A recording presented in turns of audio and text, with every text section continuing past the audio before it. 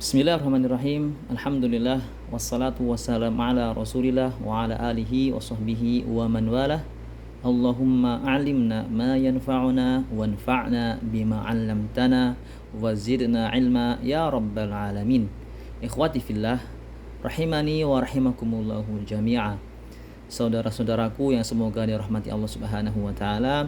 Sekarang kita berada pada pertemuan keempat dari pembahasan kitab Al-Muqaddimah Al-Hadramiyah, sebuah kitab yang ditulis dalam fikih mazhab Syafi'i yang mana merupakan tulisan dari Abdullah Bafadl rahimahullahu taala. Ikhwati fillah, pada pembahasan yang lalu kita telah membahas tentang jenis-jenis air, ditinjau dari apakah boleh digunakan untuk bersuci atau tidak. Sekarang ikhwati fillah, sekarang kita akan masuk ke pembahasan berikutnya, yaitu jenis air apabila ditinjau dari kapasitasnya, daripada jumlahnya. Maka ikhwati fillah, air itu terbagi menjadi dua.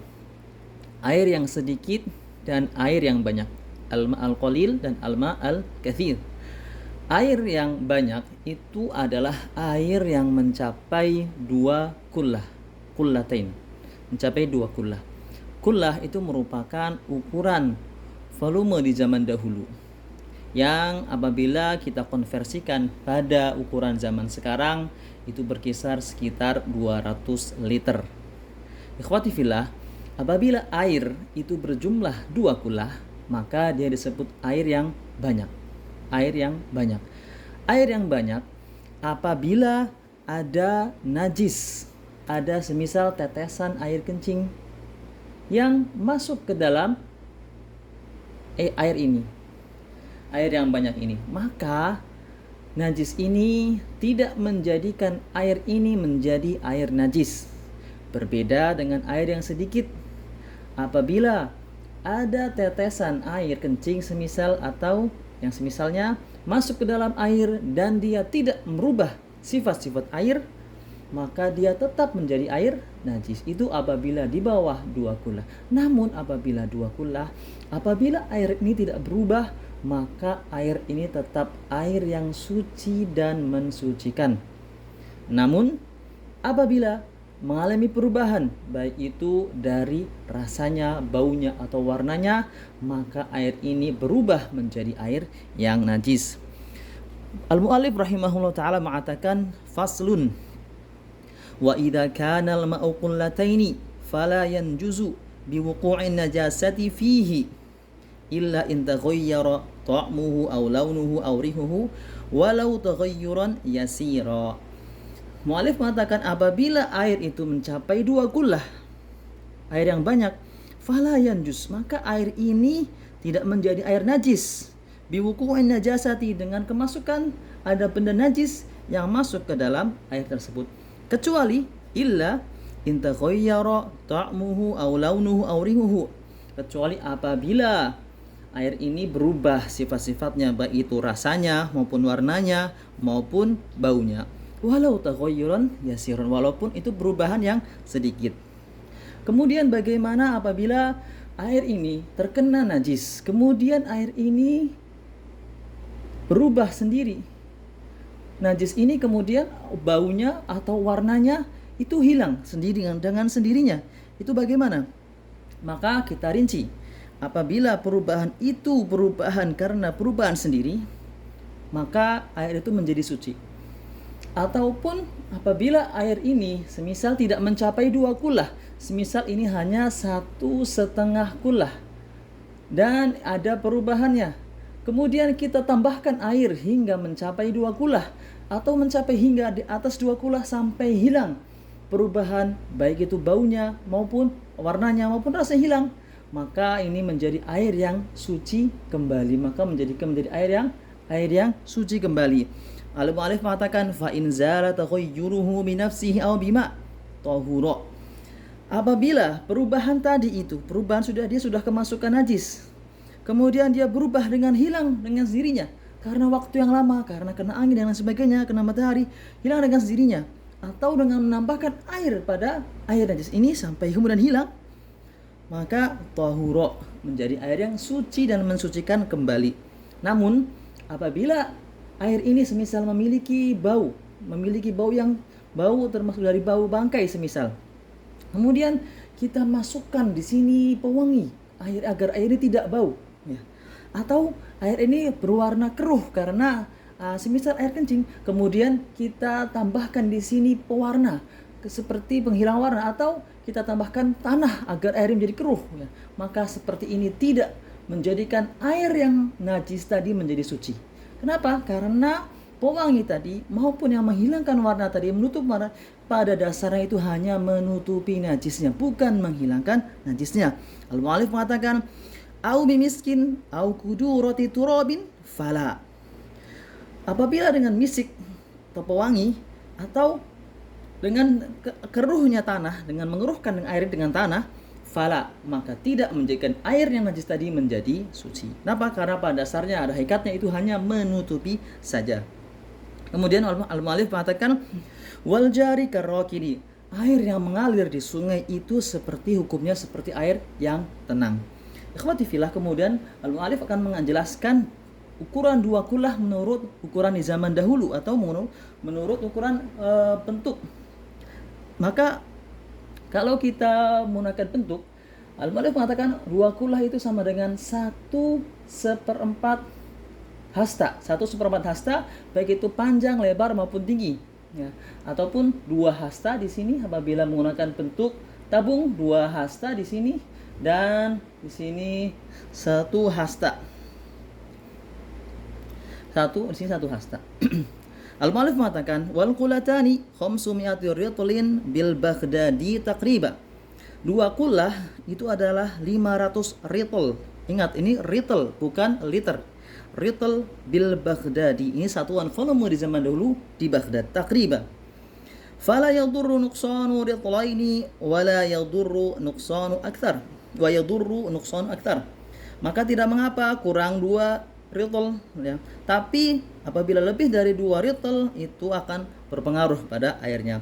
Wa qadruhuma bil masahati fil murabba, dan ukurannya apabila menggunakan kubus, maka dhira' wa rubu' tula wa 'arda wa umqan.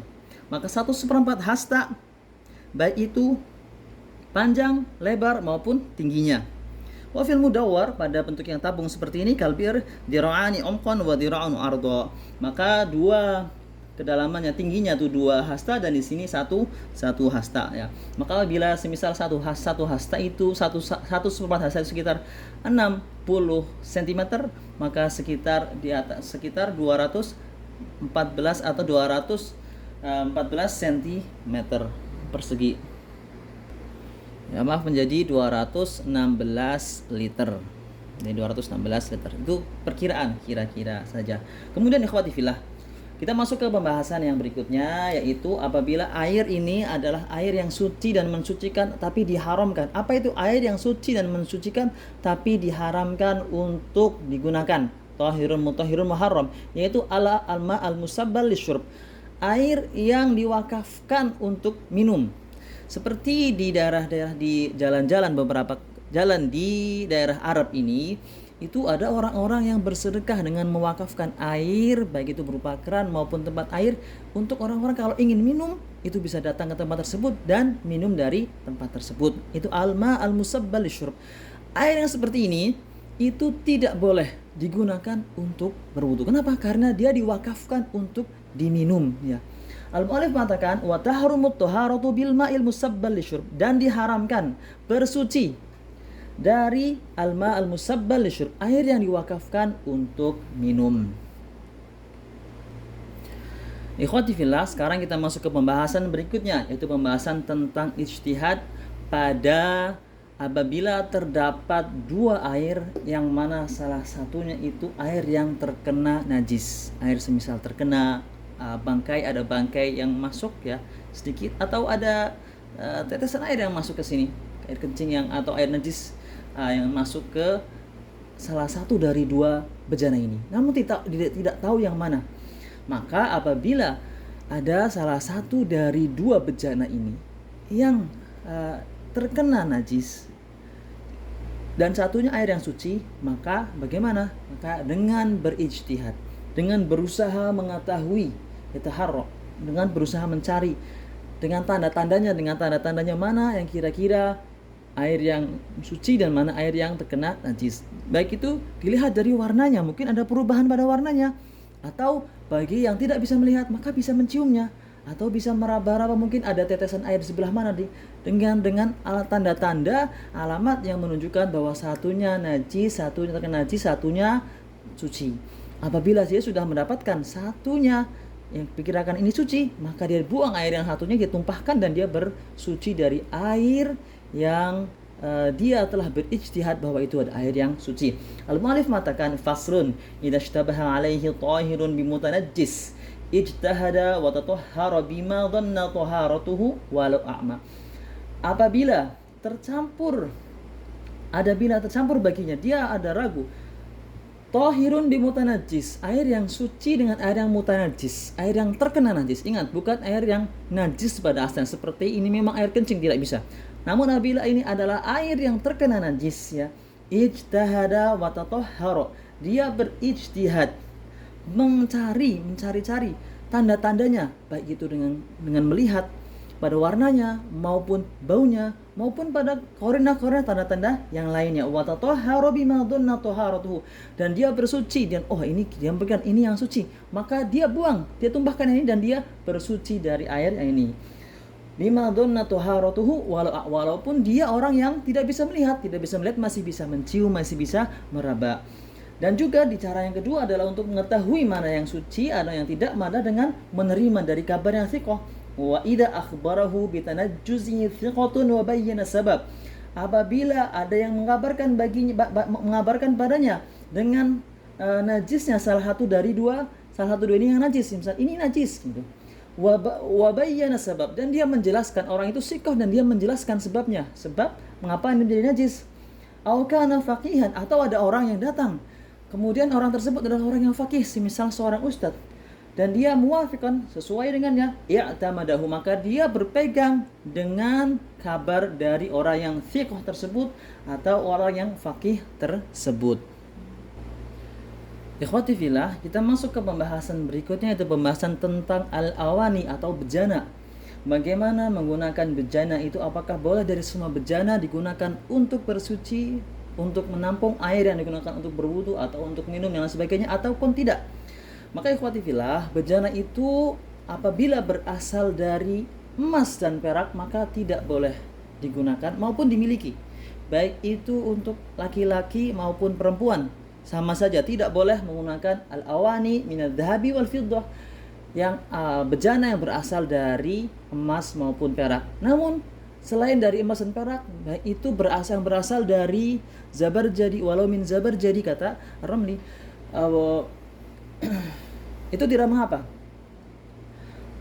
Ikhwati fillah, jadi kalau apabila bejana ini itu berasal dari emas dan perak tidak boleh, namun apabila berasal dari selainnya itu diperbolehkan. Al-mu'allif mengatakan wa yahrumu isti'malu faslun wa yahrumu isti'malu awani adh-dhahabi wal fiddati illa lidharurah. Diharamkan menggunakan al-awani dari al-dhahabi, dari dahab, dan fiddah dari emas dan perak, illa lidharurah, kecuali untuk darurat. Wattikhaduha, dan juga tidak diperbolehkan walaupun tidak digunakan hanya memiliki, tidak diperbolehkan. Walau inaan sukhira, walaupun bejana ini kecil, kamukhulah, seperti tempat celak, tidak boleh. Wa ma dhubbiba bidzahabi. Kemudian kita masuk ke pembahasan berikutnya tentang dhubbah, yaitu apabila kita memiliki bejana, kemudian bejana ini semisal cawan ya, dari tembaga atau misalnya itu kemudian bocor atau mengalami ada pecah. Kemudian kita ingin menambal tempat yang bocor ini, ya. Maka tidak diperbolehkan menambalnya ini dengan adzhab, dengan emas tidak diperbolehkan, namun diperbolehkan menggunakan al-fiddah, ya. Wala yahrumu, al-mu'allif mengatakan wa ma dhubbiba bidzahabi, dan tidak diperkenankan juga wa ma dhubbiba, apa yang ditambal ini dengan zahab, dengan emas. Wala yahrumu ma dhubbiba bil fiddah, tapi tidak diharamkan apa yang ditambal dengan fiddah, dengan emas, dengan perak, maaf. Illa dhabbatan kabiratan li zinah, kecuali apabila tambalannya ini besar dan diniatkan untuk menghiasnya.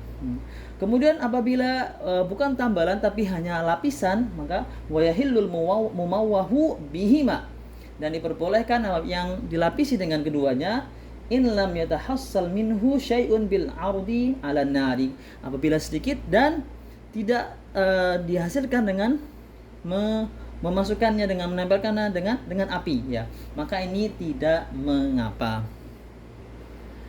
Ikhwati fillah, kita masuk ke pembahasan berikutnya, yaitu tentang khisalul fitrah, tentang hal-hal yang merupakan kebersihan, berkaitan dengan kebersihan badan.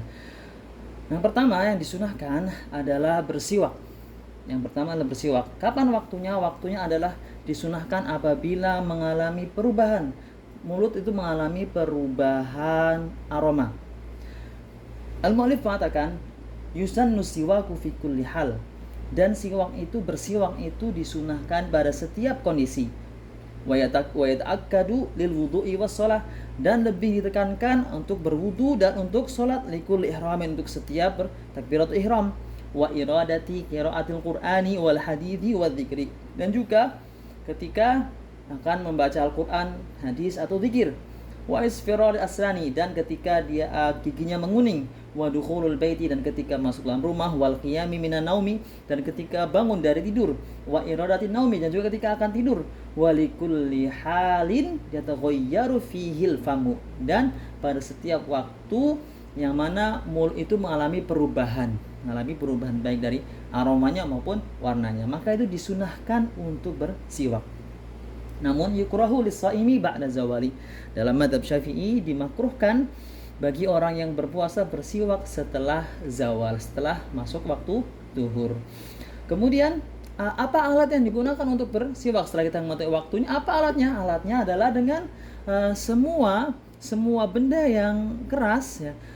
Tapi lebih utama apabila menggunakan kayu dari pohon arok atau kemudian dari pohon kurma. Al-Mu'allif mengatakan wa yahsulu bi kulli khashinin, dan siwak ini bisa menggunakan setiap yang keras, ya, baik itu menggunakan seperti zaman sekarang menggunakan sikat gigi atau yang semisalnya, illa isba'ahu, kecuali menggunakan jarinya, tidak bisa menggunakan jarinya. Wal araku al aula, dan menggunakan kayu dari pohon arak itu lebih utama. Tsumman nakhl, kemudian dari pohon kurma. Kemudian wa yustahabbu an yustaka biyabisin nuddiya bil ma, dan disunahkan untuk bersiwak apabila menggunakan kayu yang kering atau benda yang kering, nuddiya bil ma, dibasahi dengan air. Wa yastaku ardon illa fil lisan, dan dia bersiwak melebar kecuali pada lisan. Kemudian yang disunahkan berikutnya adalah, pertama adalah meminyaki rambut. Wa yusannu juga disunahkan juga ayyadahina khib'a, terkadang sekali-sekali meminyaki rambut. Kemudian wa yaktahila witro salasa, dan bercelak secara witir, secara ganjil 3 dan 3. Wa yaqasu syaribu, dan memotong kumis. Wa yuqallimu adz-dzufur, dan juga memotong kuku. Kemudian wa yantiful ibti, dan mencabut bulu ketiak. Kemudian wa yuzilu sya'ral anati, dan menghilangkan bulu kemaluan atau juga dengan istihdad. Kemudian wa yusarriha al-lihyah, menyisir jenggot, wa yakhdib syaiba bil humrati aw sufrati, dan menyemir uban yang ada pada rambut atau pada rambut itu disemir dengan menggunakan warna humrah, dengan warna merah atau sufrah, atau menggunakan warna kuning, dan tidak boleh menggunakan warna hitam. Nah, mengatakan ijtanibu as-sawa, dan jauhilah warna hitam. Wal muzawwajatu yadaiha wa rijlaiha bil hinna, dan disunahkan bagi istri perempuan yang sudah bersuami itu menggunakan hina, yang mewarnai tangan itu, menghina skitek atau namanya hina itu, ya, itu pada tangan dan juga pada kakinya. Ini bagi yang sudah bersuami. Kemudian kita masuk ke pembahasan terakhir, yaitu tentang apa saja yang dimakruhkan, hal-hal yang dimakruhkan. Setelah kita mengetahui hal yang disunahkan, hisul fitrah, kita akan membaca apa yang dimakruhkan. Yang pertama adalah qaza, yaitu memotong rambut, semisal ini rambut, kemudian dipotong hanya sebagian saja, yang disisakan semisal hanya segini, ya, seperti model pang ya, ini dimakruhkan. Wa natfu syaibi, mencabut uban itu juga dimakruhkan. Wa natful lihati, kemudian juga jenggot. Wal masyi fi na'lin wahidin, dan berjalan dengan satu sandal. Wal inti'ali qa'iman, dan memakai sandal dengan berdiri. Ya ikhwati fillah, ini yang bisa disampaikan pada kesempatan kali ini. Wassallallahu ala Muhammad wa ala alihi wa sahbihi ajma'in.